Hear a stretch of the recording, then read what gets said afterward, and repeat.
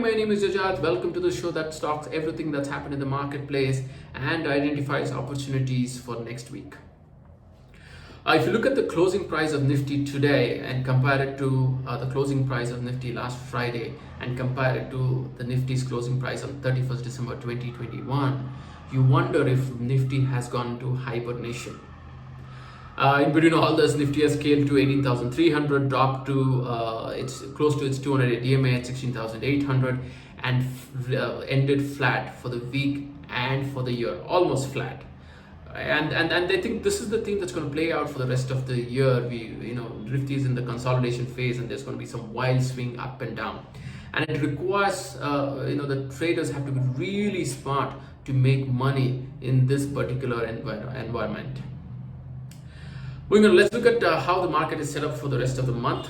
17,500 is a strong hurdle, and I don't see any macroeconomic parameters that's going to catapult Nifty beyond this hurdle. On the downside, the 200 DMA around 16,900, 17,000 is a strong resistance. So I expect Nifty to consolidate between 16,800 and 17,500 for the rest of the month.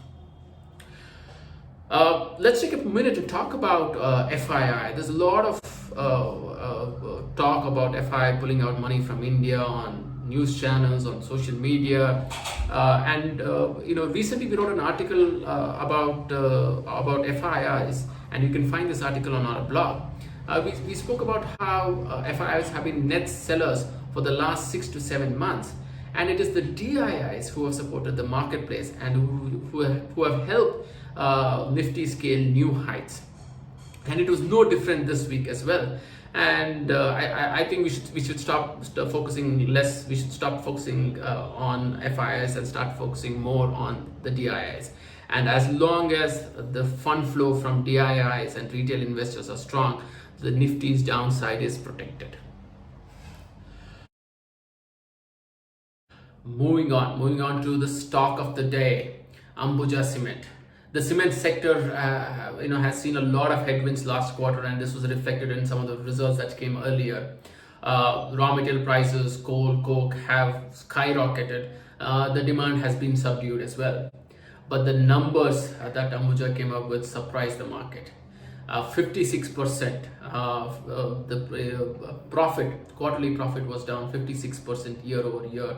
The revenue growth was just a meager 2%. The stock was down 6%, and it rubbed off on all other cement stocks as well. I strongly believe the entire sector is undergoing a PE correction.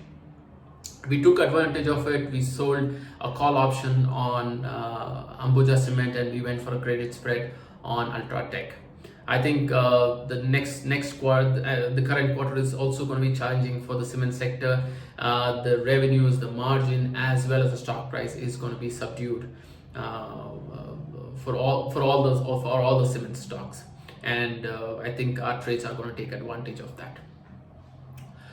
Moving on, let's look at the trades that we had and how that has performed. Cipla was down 2%, so we were able to close out that particular trade. Manappuram that we spoke about yesterday, it was down as well, so we were able to quickly make a quick buck within a day. The two other trades, SBIN and the short straddle, Nifty short straddle at 17,000 is still live, and we just need to wait for Vega and Theta to play out to get some value out of this particular these two trades.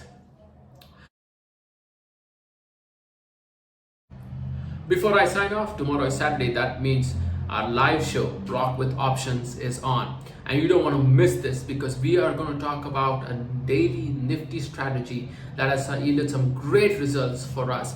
We're going to talk about the mechanics, we're going to talk about the risk, we're going to talk about the ROIs and the investments that's required. So if you want to be part of this show, which is free of cost, no strings attached, to reach out to me. If you'd like to be part of our Bugle Rock platform, which brings in these learning concepts and real-time trading and marries both of that together for a more holistic learning, do reach out to me as well. Well, enjoy the rest of the evening. We'll see you tomorrow.